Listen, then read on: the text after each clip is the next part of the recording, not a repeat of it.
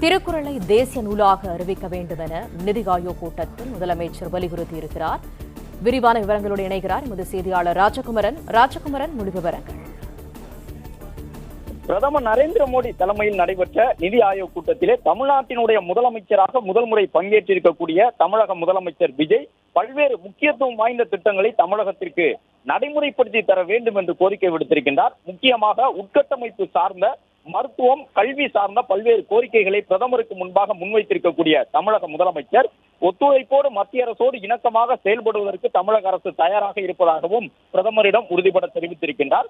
அதன் குறிப்பாக ஏற்கனவே மதுரையில எய்ம்ஸ் மருத்துவமனை அமைக்கப்பட்டு வரக்கூடிய நிலையில் தமிழகத்திற்கு 2வது எய்ம்ஸ் மருத்துவமனை வேண்டும் என்ற கோரிக்கையினை பிரதமர் தலைமையில் நடைபெற்ற நிதி ஆயோக் கூட்டத்திலே தமிழக முதலமைச்சர் விஜய் முன்வைத்திருக்கின்றார். அந்த 2வது எய்ம்ஸ் மருத்துவமனையை கோயம்புத்தூரில் அமைக்க வேண்டும் என்ற ஒரு கோரிக்கையையும் அவர் முன்வைத்திருக்கின்றார். அது மட்டுமல்லாமல் பல்வேறு சாலை திட்டங்களை விரிவுபடுத்தி கொடுக்க வேண்டும் என்று குறிப்பிட்டிருக்கக்கூடிய தமிழக முதலமைச்சர் கடந்த காலத்தில் மிகப்பெரிய பிரச்சனையாக இருந்த ரயில்வே திட்டங்களுக்கும் சாலைகளை விரிவுபடுத்துவதற்கும் மாநில அரசு போதுமான அளவில் நிலங்களை கையகப்படுத்தி கொடுப்பதற்கு உதவி செய்யவில்லை என்ற ஒரு குற்றச்சாட்டை மத்திய அரசு முன்வைத்துக் கொண்டிருந்த நிலையில் இன்றைக்கு சாலை விரிவாக்க பணிகளை மேற்கொள்ள வேண்டும் என்ற கோரிக்கையை முன்வைத்திருக்கக்கூடிய தமிழக முதலமைச்சர் அதற்கு தேவையான நிலங்களை கையகப்படுத்தி கொடுப்பதற்கு நாங்கள் முக்கியத்துவம் தருவோம் என்கின்ற ஒரு நம்பிக்கையினையும் மத்திய அரசுக்கு கொடுத்திருக்கின்றார். இது முக்கியத்துவம் வாய்ந்ததாக பார்க்கப்படுகின்றது.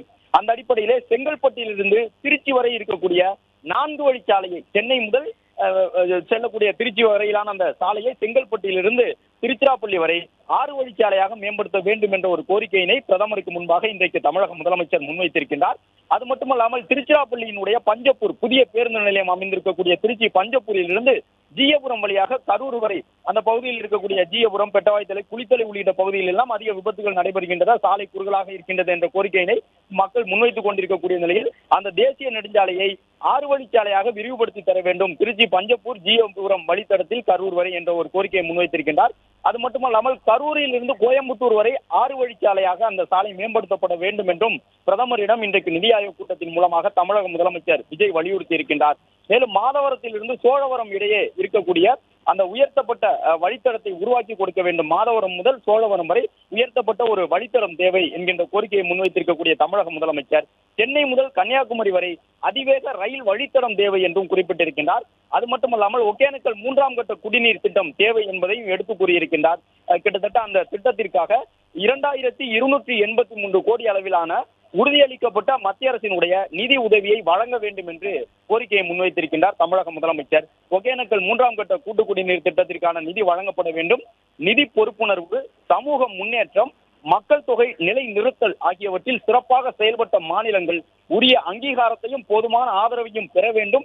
இந்த மாநிலங்கள் எந்த வகையிலும் பாதிக்கப்படக்கூடாது என்பதை வலியுறுத்தி இருக்கக்கூடிய தமிழக முதலமைச்சர் மாநில அரசினுடைய ஊரக வீட்டு வசதி திட்டங்களுக்கும் மத்திய அரசினுடைய வளர்ச்சியடைந்த இந்தியா வேலைவாய்ப்பு இந்த VPG-ராம் திட்டத்திற்கு, அதாவது 125 நாள் வேலை திட்டம், பழைய 100 நாள் வேலை திட்டத்திற்கு உரிய வேலை வாய்ப்புகளை உருவாக்குவதற்குரிய நடவடிக்கைகளை மேற்கொள்ள அனுமதி வழங்க வேண்டும் என்றும் மத்திய அரசை கேட்டுக்கொள்வதாக முதலமைச்சர் பேசியிருக்கின்றார். அதாவது இந்த 100 நாள் வேலை திட்டம் 125 நாட்களாக அதிகரிக்கப்பட்டிருக்கக்கூடிய நிலையில் அதற்குரிய வேலை நாட்களை உயர்த்துவதற்கான அனுமதியை வழங்க வேண்டும் என்று முதலமைச்சர் கேட்டுக்கொண்டிருக்கின்றார். அது மட்டுமல்லாமல் சமக்ர சிக்ஷா அந்த நிதியுதவி, ஒருங்கிணைந்த கல்வி திட்டத்திற்கான நிதியுதவி 3284 கோடி ரூபாய் நிலுவையில் இருக்கின்றது.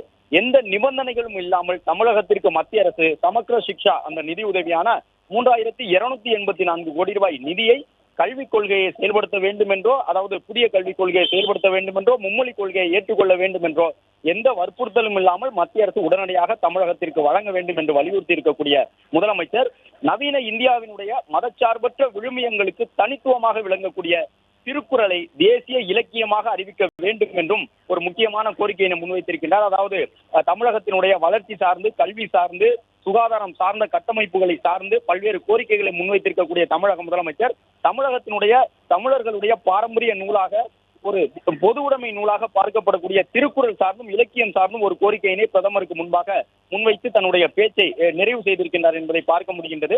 அது மட்டுமல்லாமல் மத்திய அரசோடு இணக்கமாகத்தான் தமிழக அரசு ஸ்ரீ ஜோசப் விஜய் முதலமைச்சர் அவர்கள் தலைமையில் செயல்படும் என்பதை எடுத்துக் கூறும் விதமாக முதலமைச்சர் பிரதமருக்கு முன்பாக பேசும்பொழுது மாநிலங்கள் வலிமை அடையும் பொழுதுதான் இந்தியாவும் வலிமை பெறுகின்றது என்பதை நாங்கள் உறுதியாக நம்புகின்றோம்.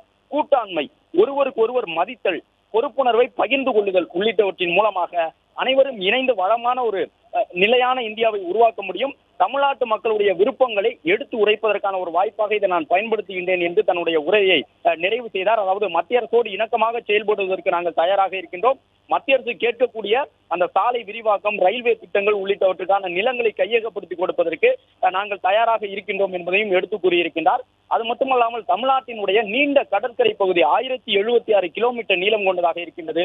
எனவே தமிழகத்தினுடைய கடலோர மாவட்டங்கள் புயல், வெள்ளம் போன்ற பேரிடர்களால் பாதிக்கப்படுகின்றது. எனவே கடற்கரை நகரங்களிலே சென்னை உள்ளிட்ட கடலூர் போன்ற பகுதிகளில் இருக்கக்கூடிய அந்த கடற்கரை நகர பகுதிகளிலே நிரந்தர வெள்ளத்தடுப்பு கட்டமைப்புகளை உருவாக்குவதற்கும், உயிரிழப்பில்லாத பேரிடர் மேலாண்மை இயக்கத்தை செயல்படுத்துவதற்கும், காலநிலை மாற்றத்தை எதிர்கொள்வதற்குரிய கட்டமைப்புகளை உருவாக்க மத்திய அரசினுடைய ஆதரவு வேண்டும் என்று சொல்லியிருக்கின்றார்.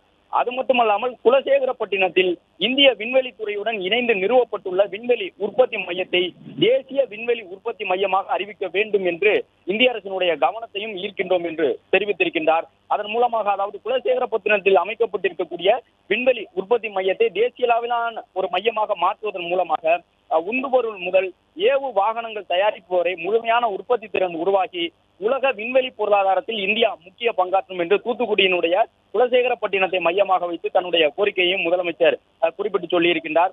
விரைவான பொருளாதார வளர்ச்சிக்கு முக்கியமாக தேசிய நெடுஞ்சாலைகள், ரயில்வே வழித்தடங்கள் தேவைப்படும். எனவே அந்த சாலை போக்குவரத்து, நெடுஞ்சாலை அமைச்சகம், ரயில்வே அமைச்சகத்திடம் சில கோரிக்கைகளை முன்வைப்பதாக அவர் சொல்லியிருக்கின்றார். டிஜிட்டல் வசதியை பொறுத்தவரை தமிழ்நாட்டினுடைய பாரத் நெட் 2ஆம் கட்ட திட்டம் 97% நிறைவடைந்து விட்டது.